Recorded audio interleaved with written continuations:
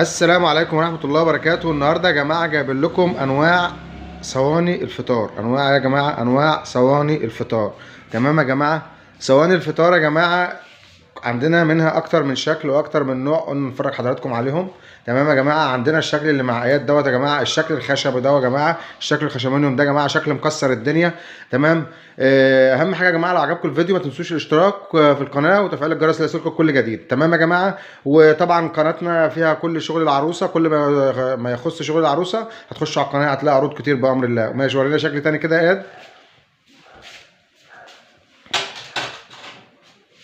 عندنا برضه يا جماعه الشكل الجامد ده يا جماعه، الشكل الجامد ده اهو يا جماعه. بصوا التفاصيل يا جماعه، شغل عالي جدا جدا جدا يا جماعه. تمام. شغل ملوش حل يا جماعه. تمام. شغل ملامين يا جماعه، شغل ملامين محمل يا جماعه بامر الله. طبعا يا جماعه. ماشي، ورينا كده يا اياد الشكل اللي بعده. ورينا برضه الصينيه بتاعت الاستانلس دي يا اياد.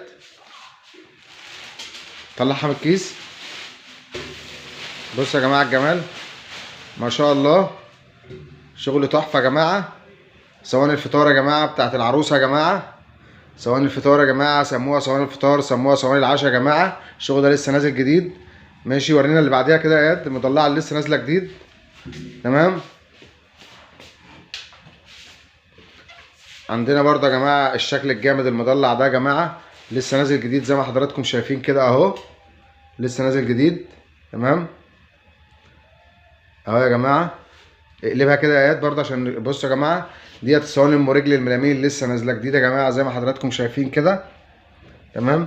ماشي، ورينا الشكل التاني يا اياد.